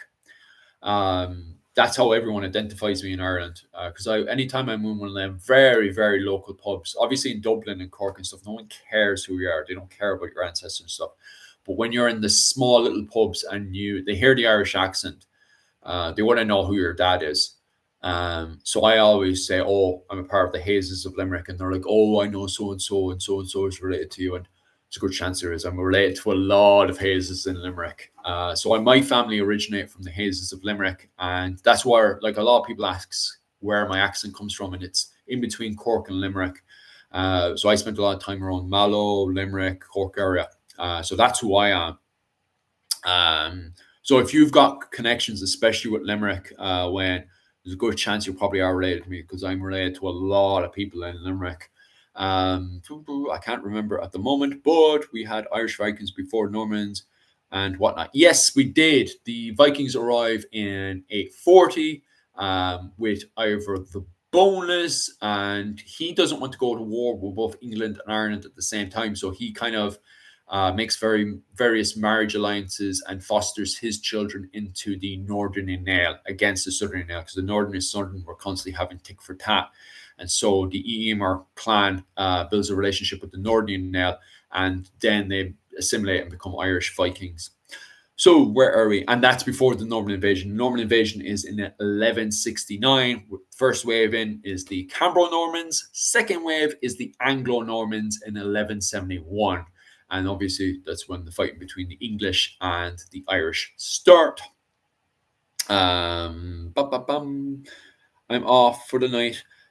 Good night, Ryan. Have a happy old Christmas there. See you later. Bye. Slán goal, yeah. I was teaching English for a while, but then I got into a disagreement with the English company because it's a one of them kind of companies. So I ended up doing contract work around the island. Once again, they got a bit dodgy too. So right now I'm kind of pissing around in YouTube and stuff. There's a few other jobs that might pop up here and there, but I kind of want to focus on the old YouTube and see where that goes, especially since it's popping out. But we'll see where we go with that anyway. Where are we? I do dare with the Irish coffee. Oh yes, and many a fun night with the old Irish coffee. I tell you that. Bum, bum, bum. No haze in my mob, but I went to Limerick. Yeah, I went to Limerick once. So no, sadly, myself and Wayne are not related. That's what we found out anyway. Slanted you, yours and your Merry Christmas, bud. That's exactly what I should have said. Freaking to say that before. Yeah, that's exactly what I should have said as well. Slanted Goalia. As I butcher the old Irish. What makes a good history tour guide in your opinion? The banter. First and foremost, it's a little bit of experience. When I first started, I was trying to get into it, especially the problem is when I first started, I started off, my first tour was very, very good. But then my first actual paid tour was very messy from the get go. I had the girl who was organized, it was actually her first week. So I was her first tour on her first week. And so she organized everything. And oh my God, it was a mess. I'd been doing living history before then, so I wasn't too bad, but this was my first tour. And I also had to deal with a person with a wheelchair, and no one knew how to get the person. I knew this was it 2 days beforehand, so I was constantly asking like, what's the story with the wheelchair? Is it going to be sorted? And I go, yeah, it'll be sorted. No proof. So obviously, I was very much like, okay, how are they going to organize this? And on the day, there was nothing organized, and I was like, so how are you going to get the man on the wheelchair onto the bus? The whole my first day was just a mess. So I'm trying to take care of a guy in a wheelchair with very little experience with being a tour guide and trying to be fun and trying to babysit them because you're a babysitter for the tour, and you're also trying to give them historical facts, not fiction. So it's trying to balance all of it. And that particular tour I was doing was more of an entertainment tour rather than a historical tour. When I was at Trevor, I had perfect tours with Trevor and stuff. Like every single one was perfect with Trevor. That was the Kilmallock medieval tours, obviously over in Kilmallock next to Limerick, and that was more historical standard. But Trevor was always super organized. I knew exactly what was going on, and if situations were to arise, we knew exactly what was it. At least 2 days, and even if I like Trevor so much. If something suddenly happened, I didn't mind adapting with Trevor because at least Trevor was doing his best to help me out. So I didn't mind adapting to what Trevor was happening. But that whole wheelchair incident, I was like, and I can't. They knew that for 2 days, and the bus arrived, and there was no way to get the wheelchair. And in the end, your man was somewhat carried onto the bus, and it was just all a bloody mess. And then they had to carry him back off the bus again. His wheelchair went in. There was a part to push the wheelchair under the bus and stuff, and it just stop. It was all just a real proper mess. Like, uh, right. Where was I with the whole Christmas talk? Oh yeah. So anyway, I was as far. So last time I was telling you guys when I first started, I was telling you about the Christmas with Nullig, and that comes in with the obviously before then we have the sun rising and all that stuff, the Celtic pagan side of it. But if you're an academic, you can turn anytime somebody says anything about the solstice events and all that stuff, you can turn around and says, okay, so what's your evidence for that actually happening? Even the sun that goes into Newgrange, if you ask them for solid evidence of did that actually happen, they can't actually prove it. It could be just a complete luck that the sun goes into Newgrange and all that stuff. That could be all luck. And then after that, you're just assuming that's hard evidence. So we don't actually get any hard evidence of Christmas happening. No, don't get me wrong. I do believe Christmas happened before the arrival of Christianity, but there's no proper evidence that Christmas happened in Ireland until the arrival of, as Wayne was saying earlier, with the arrival of Palladius and St. Patrick around 410. Then we get solid evidence of Christmas in Ireland. And from there, We have the Nullig festival, Nullig being a play on words on the Latin play on words. Um, so then we know that Christmas is coming into the country, and it's not a big, massive festival that it was before. We don't get the big, massive festivals until the arrival of the Vikings. And the big, massive festival before then was Easter. Easter was one of the main festivals in Ireland. And then suddenly, when the Vikings appear, that's when, and it mixes in with the Yule festival in Scandinavia. Obviously, next year it'd be a good idea to get an old Viking specialist on so we can actually elaborate on what exactly they got up to when the Vikings arrived in Ireland. And what happens then is that a lot of these arguments of paganism mixing with Christianity, it's with the arrival of the Vikings in Ireland that it's pretty blatant in Ireland that that's when you've got the mixing between the paganism and Christianity with the Yule festival. Even the bringing the log in, the Yule log in for the 12 days of Christmas, all that stuff originates with Yule. And Yule festival is when you have the celebration of Christmas more than the Christian feast of Christmas. And that's where things escalate overhand. Then we have these big, massive parties, and every year they get worse and worse and worse. As in, the Irish Vikings want to up the ante and show off that they're better than everyone else. Version of no, I haven't. Let me have a look on the old conversion there. Have you been getting into feudal Japanese history and mythology? Slightly. I know, all right, the boys aren't the biggest fan of myself when it comes down to the history and stuff. Damn, I'm actually gonna have to I'll go into my book later, and I will look up the conversion because that's only in the 6th century. That's when Christianity starts to pick up a wee bit. Bum, bum, bum, bum. So I look up the boys there for you. Surest day of the year tomorrow. Going to take my youngster to see Stone Circle. Yeah, ask him. Ask him. Is there any proof? If there's any tour guides up there, you can always just annoy them. If he says any claims or anything of what happened up there, you can always ask them by asking him, does he have any proof of that? It always annoys the tour guides, including myself. So that's one way you can always annoy your tour guide, because the solid evidence of Christmas doesn't actually come in. Because obviously, Christmas was celebrated in Ireland before the arrival of Christianity, because there, as somebody, one academic turned around and said, is that there's always, anytime there's a change in the temperature and the weather, going from the summer into autumn, and then from autumn into winter, and then from winter, deep part of winter, which is Christmas, and then back into the spring and so on. There's always a festival to go with it. So obviously there was a festival in Ireland before the arrival of Christianity. We just don't know what it, we don't really have a full idea of what was going on. And the problem is as well is you've got a lot of people that, add stuff on to nothing, basically. Bum, bum, bum, bum, bum. Do you know anything about us and holly, mistletoe, oak trees being sacred, ancient to the Celts? You see, that's exactly what I was talking about. No, there is very, very, very little evidence. We don't have a clue, And the problem is people add on to the information. I guarantee there's probably someone's probably live right now with a Celtic pagan channel, and they're just blah blah blah blah blah. There's no evidence, So personally, I do believe there probably was connections and stuff, but there's no actual solid evidence to a lot of stuff to what people are saying with these solstice festivals and stuff.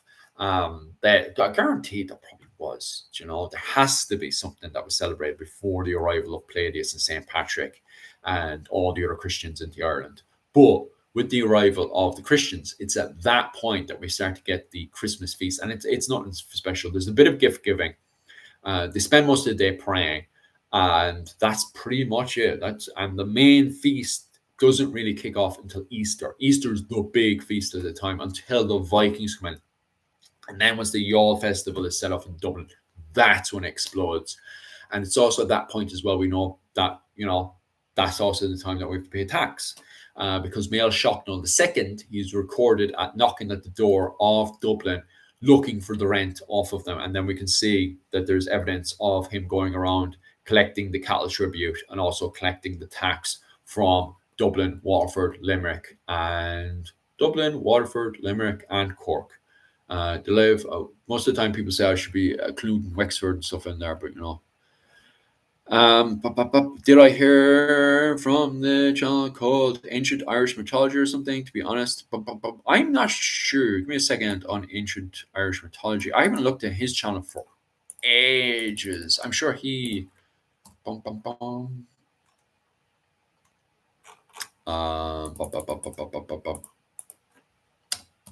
Because the majority of what we have today, the problem is the majority of mythology in Ireland was all written by the Christians, and it has a Christian interpretation. So this is kind of the problem I'm having with a lot of the mythology and pagan YouTube channels, is that they're looking at what the Christians are saying and they're putting it down as hard proof. And there's no evidence. So what I'm saying by that is that you have, for example, the Morgan. People are treating the Morgan like she was a Roman god, like she was the deity of Celtic paganism, and she wasn't. Celtic gods and goddesses are local gods and goddesses. So you would have had the Morgan up around the Sligo area, and then you would have had someone similar to her in another village close by and stuff. So they would have been like sisters and all that stuff, sister deities and all that stuff. But they are two different deities. This local area is worshipping, because that's the thing with Celtic paganism, it's very local. That's why we have on the other side of the continents and stuff, who are also worshipping Celtic paganism, different gods and goddesses that are similar, because every area has deities. They have their own deities, but they have similarities, and that's what Celtic paganism is when you see these similarities from Galatia and Turkey all the way over to Ireland. That's the study of Celtic paganism, but it is not the Morgan in Ireland who is similar to the Morgan that you would see in Turkey and Galatia and stuff. Two completely different deities. Even from village to village to village, you're dealing with different deities. And the problem I'm having with the majority of the mythology and pagan channels on YouTube is that they will talk from a Roman Christian perspective, because obviously in Roman paganism, you have the one major god. You have the multiple major gods, the important gods. You don't have multiple gods and goddesses. Well, you do, but you know what I mean by saying, oh, well, it's not local. What was it? And you've got the big temples dedicated to that, the particular, like Mars and Jupiter and all that stuff. Where in Celtic paganism, you've got that local area would have done, that local sacrifice. And in this area, they've got that river will be the River Dee, and that's the goddess Dee. So we'll do a sacrifice to the River Dee. That's the kind of style we're looking for Celtic paganism. It's not a case of this one god, the god Mars, and he's the god.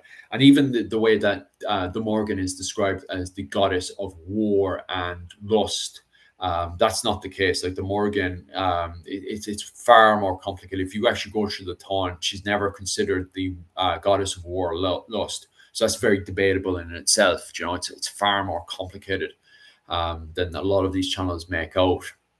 So that's kind of a little disagreement I have with a lot of the pagan and mythology stuff, especially when they turn into, neo-paganism. It's that point onwards. It's like, what are you on about? So yeah, back to Christmas. By the way, if you have any more questions, lads, make sure to poke them in below, and I will answer them as I'm yapping away about the Christmas festival. We also have the arrival of the Normans. So I assumed when I was doing my research into Christmas in Ireland, I assumed when the Normans was going to arrive, I thought they would remove all this paganism, especially when you had Gerald of Wales, and he wrote his whole book on being anti-Irish and, how they have to remove all this paganism. So I expected when the Normans arrived in Dublin that they would get rid of a lot of the stuff that was happening in Dublin at Christmas, like the Yule festival that had become the Nulloch festival at that point, especially with the Yule log that they would bring in for 12 days, and it would cook in the center, would burn in the center, keeping the fire going in the center of the hall. I thought they would remove all that culture, and in fact, when the Normans arrived, not only did they bring in French and English. Was it Christmas, customs and stuff into Ireland, but they don't get rid of any of the Viking culture, the Viking, and obviously the Irish Christian culture that was already in Dublin. So they add on to that. I'm trying to remember. Obviously, they escalate. Oh, it's mostly the feasts. The feasts get even bigger. So when the Vikings were already doing big, massive feasts, but because the Normans want to show off, and then later on the English want to show off, they do even bigger feasts. So they're constantly raising bigger and bigger money to show that they're even better than the original lot, because they always need to show to the local population, hey, we're better than the previous lot. We're better than the Vikings. We're better than the Gaelic. Look at the big massive festivals we're having here in Dublin. So in fact, they don't calm down Christmas with its Viking paganism and all that stuff. They escalate these big, massive drinking events and stuff. So Christmas really does start to get bigger and bigger and bigger. And then by the time we get in with the English coming in stuff with Richard II, then Richard II, the King of England, he really needs to show off. He's one of the greatest of all time. So he has a humongous festival in Dublin. Especially this is during the period of the 100 Years' War. So he's at war with Art MacMore Covenant, with Niall Og O'Neill. And so he has a humongous festival. And it really pays off for Richard II, because a lot of people at the time see Richard II then as the rightful King of Ireland, especially against Art MacMore Covenant and Niall O'Neill, who are barely getting by. All of their money is going into the campaign. All of their money is going into the 100 Years' War. And at the time, Richard II has this money to throw away. But it backfires, because that's going into the period then later on with Richard II's second campaign in Ireland, when he gets completely squashed, torn apart up in the, the Wicklow Mountains. He gets torn apart by Art MacMore's forces. So he ends up losing that campaign, the 100 Years' War. And of course, he goes back to England and he's starved to death. So it really backfired for Richard II overall. But, at least Dublin and Dublin citizens got a massive festival, though. Anyway, that's the main thing. How do you get into living history in Ireland?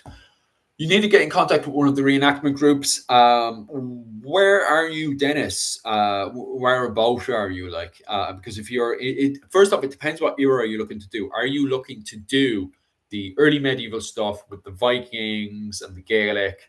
Are you looking to do the high medieval period when we're dealing with the Normans and the Crusaders? Or then are you looking into doing the late medieval stuff when you're doing the full armored and the 100 Years' War, and then you move on to the Renaissance and stuff? Like, what period are you looking to do, and whereabout are you living? Because I think every area has somewhat, especially early medieval. Ireland has so many early medieval groups, because the reason for that is because obviously we have the golden age of Ireland, and then obviously we go into the Viking age, which is an economic golden age, as Claire Downham is arguing right now, and she's doing a good job arguing, because Ireland was the biggest slave trade in Western Europe, and therefore it was the biggest economic hub. It was pretty much like the New York of the early medieval world.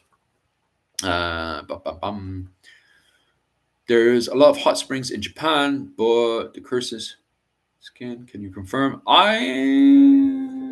I haven't gotten anything from any hot spring and stuff, but I don't go to too many hot springs. I'm banned from the hot springs in Japan because I have tattoos. I have Irish tattoos on me. So I'm not allowed to go to a lot of the hot springs in Japan. And also there's other ones where you have to run around completely naked. So, naked in front of other people, it's kind of like, especially as a foreigner, is quite strange. So I'm not the first one to be jumping into hot springs. I like private hot springs. I've been to a few private hot springs, and they're brilliant. I really do enjoy them. And I haven't got any curses or anything, so I'm grand. I mean, Cork, any period would be cool. I'm actually super interested in 9 Years' War and the Battle of Kinsale.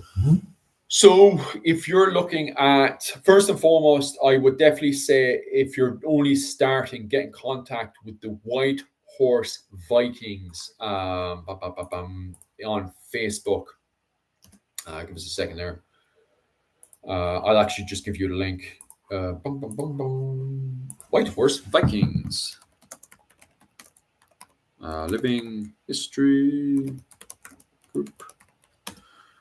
And get in contact if I can find the group. Are the group still there? Actually, I don't know because they were active over the summer. White Horse.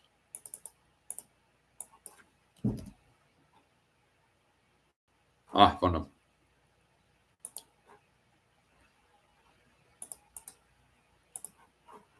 Right.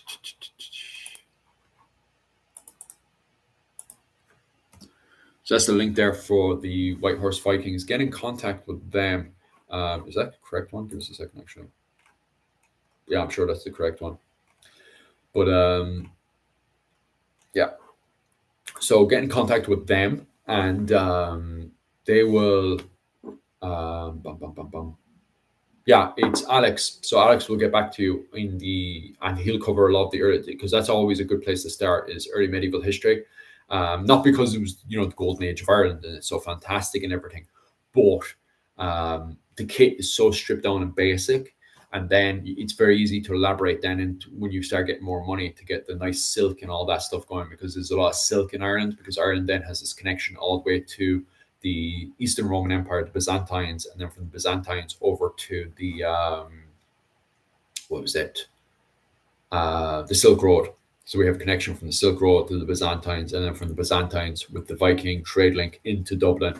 So you can start going really wild. By the time I finished up in 2019, I was starting to get a lot of silk on the go.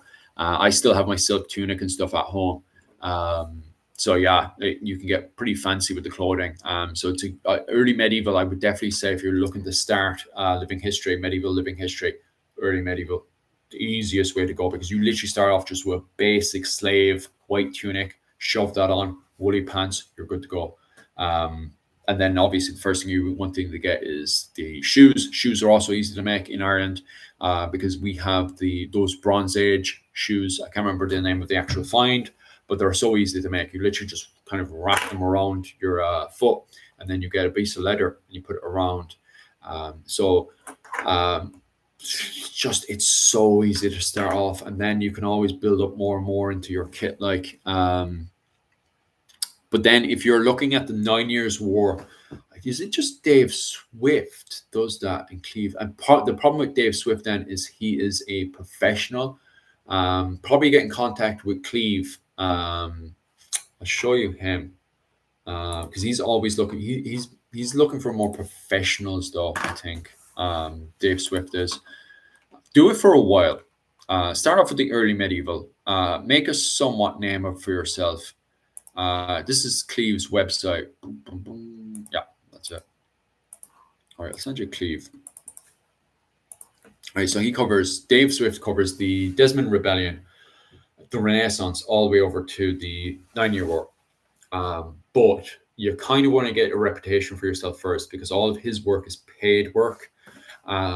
So get into the early medieval, get your feet into it first before you start going into the paid work and stuff. As the Golden Age of Ireland proceeds, the Viking one, any chance one sparked the other?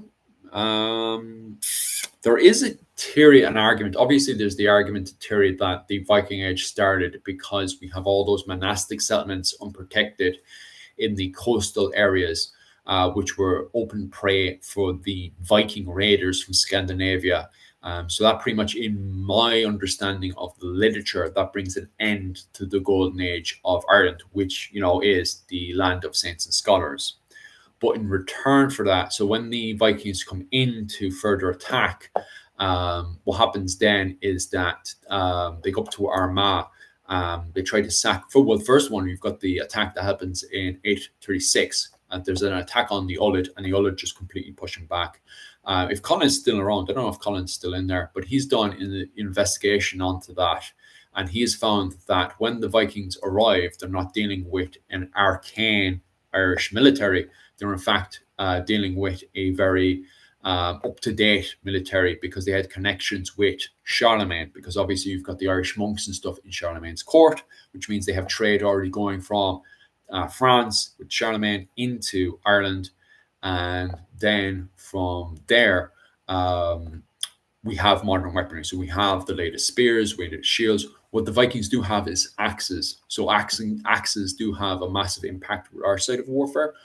But these Viking raiders are easily dispatched by the more advanced Irish military, who have the trade links with Charlemagne's kingdom, because they're still dealing with the golden age of Ireland here. But the idea of the golden age of the saints and scholars, that's gone, because the coast areas, they've all been burned and attacked. And also, no one talks about this, but you have the King of Munster at the time, who's pushing to become King of Ireland. He does become King of Ireland.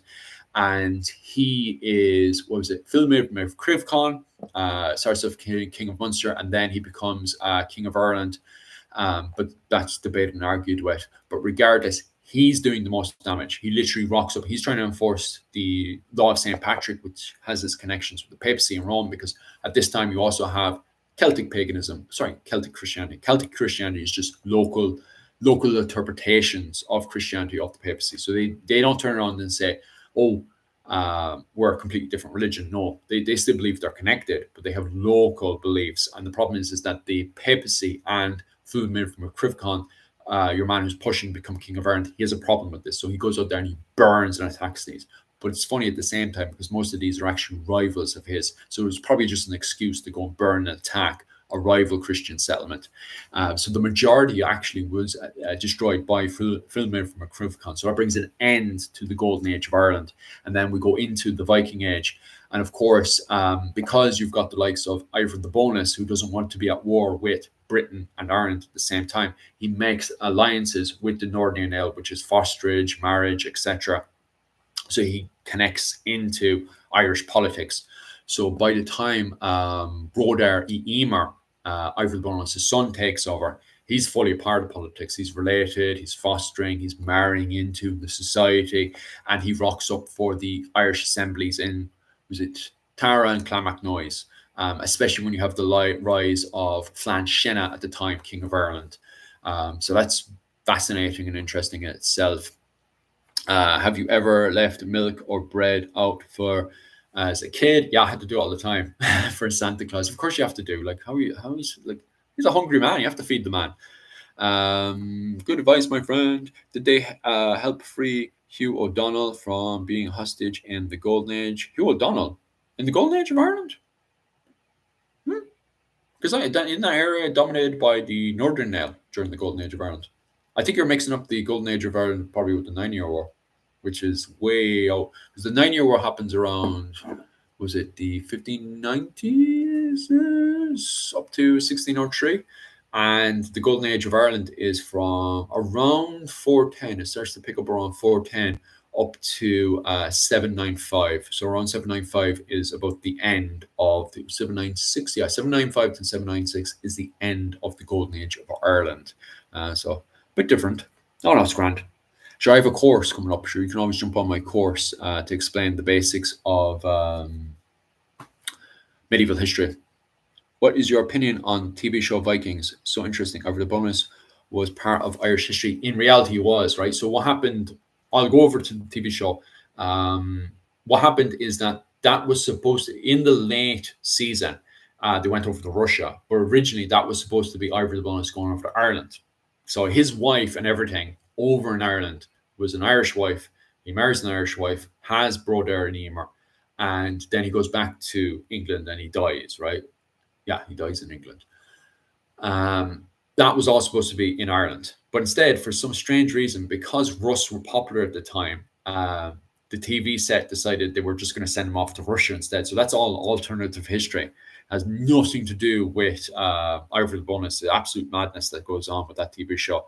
But I can't bitch too much about it because it could be fellas in the comments section. But I actually did living history and I actually worked with a lot of people that worked on the TV show. And I originally was supposed to be on the TV show as well, Vikings. Um, so I won't bitch too much about that. Tell me more about your course.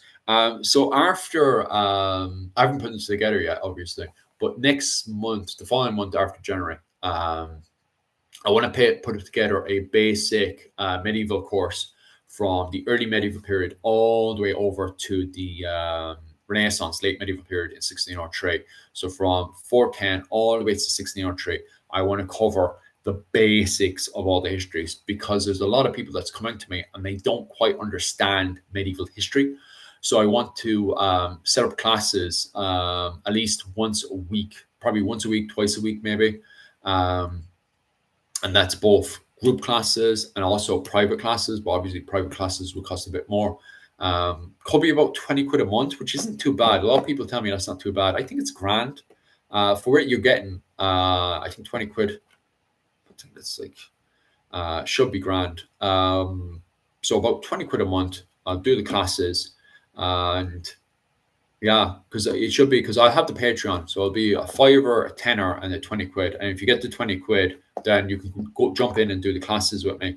I also people keep asking me as well to do more in the videos, do more of Sean's stuff, and bring in more artists from the Irish medieval. So in the Irish medieval community, we have a few artists, professional artists, but I don't have the money to pay them right now. So I'll use some of the Patreon money to hire them to do art for the channel or art for individual people.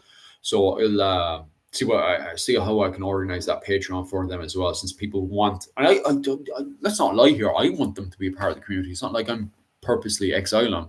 I just don't. I don't have the money, and I don't have. We don't have the time to have all the videos covered in absolutely amazing Irish medieval art. And Sean is one of the artists. He's worked for numerous amount of multiple books. I've used his art on the channel and stuff. I just don't have the money to keep hiring him, and I don't have the time, because those shorts.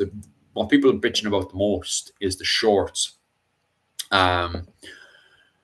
So the shorts will come in. I need a short every day to keep the algorithm happy. And so what I do is I normally get the AI and shove it on, get the AI art on. So that way, because a lot of people need photos, they need photos to tell, so I can tell them exactly what's going on, because that's how a lot of people's brains work. So I need a photo a day. So I'll go straight into AI, type in what I want, and then I put together a video. But a lot of people have been criticizing me because they're like, "Oh, well, you should be using Sean's work for that." And it's like every single day. So if people want to give money, like if you think I should be using Sean's work every day, well, give me the money and I can use Sean's work every day. Well, I wouldn't say every day because we'll see what we can do. That's what I'm saying. Like, so I'll have a word with Sean. I'll have a word with the other Irish medieval artists, and we'll see what we can do.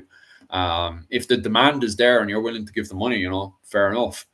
Sound good to me. Is that $30 US a month? Sounds very reasonable. We'll see what we can do.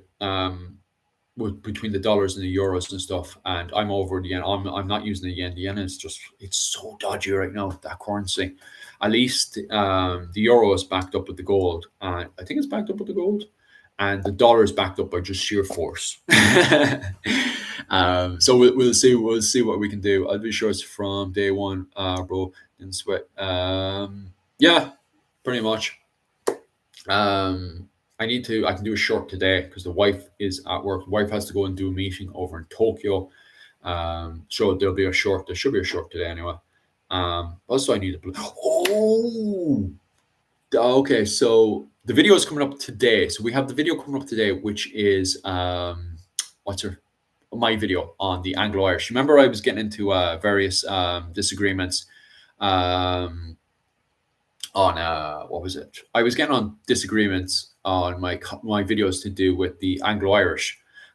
Sorry, Dennis, I actually seen your comment and was thinking about AI for a few seconds. Anyway, I'll finish saying this bit. But I was having a disagreement on the Anglo-Irish debate because some people believe that I should be referring to them as the Hibernian Scandinavians. And there's a few conversations, very intelligent conversations, which I really respect. But then there's other conversations on the Anglo-Irish. And it's like, Sorry, no, there's a conversations on Hiberno Norman. So they want me to say Hiberno Norman, and I want to use Anglo Irish because I think the Anglo Irish is more fitting for the 15th century. And so there was back and forth in conversation and stuff. And some people were just trolling. They go in there, have a little tantrum, feel offended, and then they'll start calling me all sorts of names instead of like saying, I disagree with you, this is my counter argument, or just not replying back. Instead, they would just disagree with me. But then they would just call me out, all these different names and stuff. So sick of this and just blocked them because they were just trolling at that point.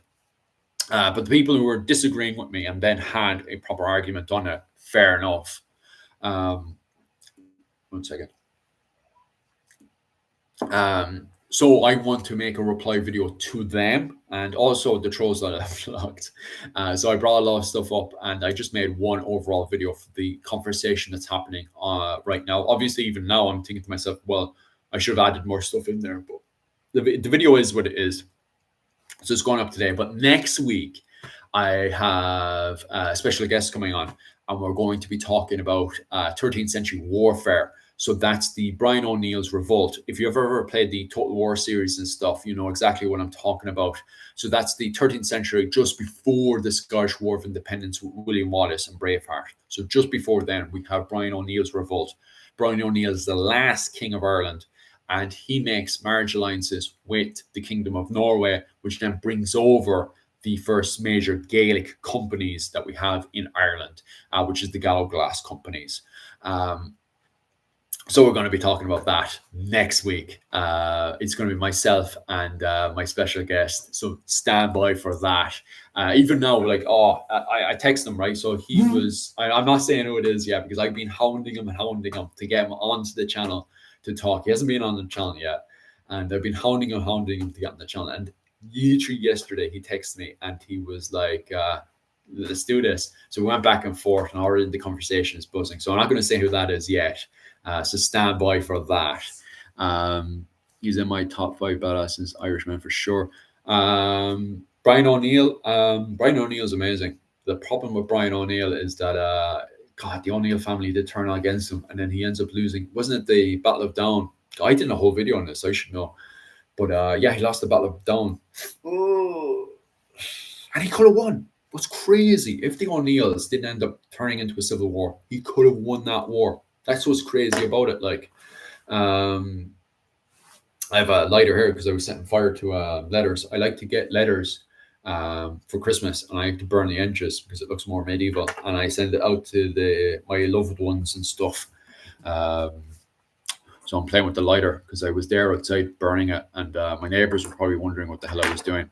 What AI do you use? I am using. I think I'm just using Chat AI or GPT and stuff. The app I'm using, I don't know if it's just in Japan. Chat GPT. Can you see that one? Bum, bum, bum. That one there. Yeah, that's it. So Chat GPT. How I make a TikTok video is I first off kind of plan fair idea of what I'm going to talk about for that 1 minute.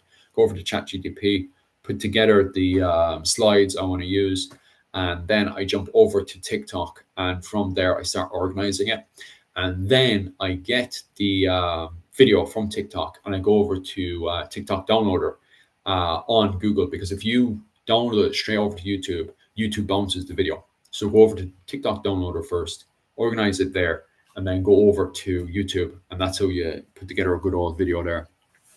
AI is good for modern stuff because it has creative already. Yeah, so that's the thing. Don't get me wrong, I still want to get the professional boys in. So we'll organize something for that. But when it comes down to get those shorts out, bang, bang, bang, bang.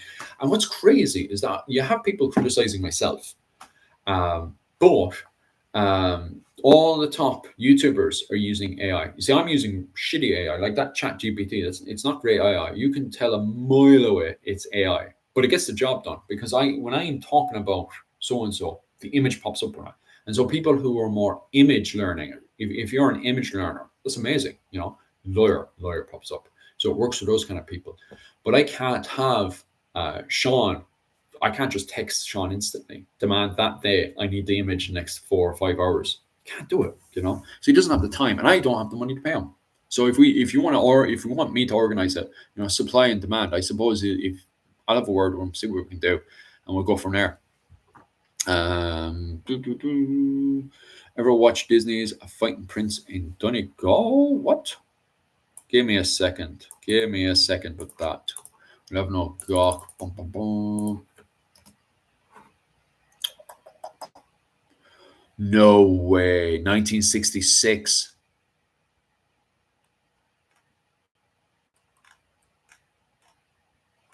I cannot believe this.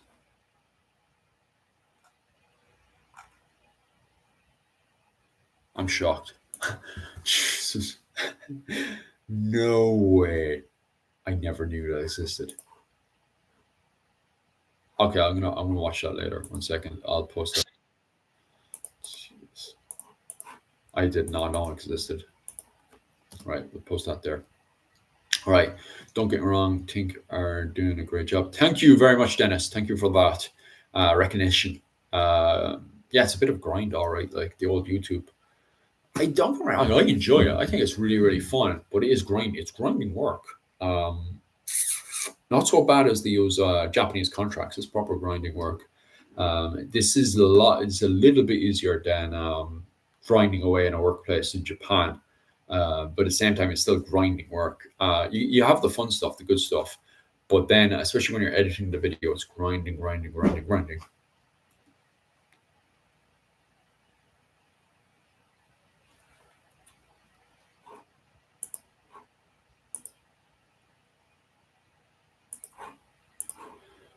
Right. So I hit the 2 hour mark. No. I'm going to start tidying up there and get myself something to eat and to drink. Thanks very much, guys, for coming in and asking all of your questions. Do you have any more last minute questions before I go? No? Okay, that's grand. Slán go, you lads. See you. Bye. Bye, bye, bye, bye, bye, bye, bye, bye.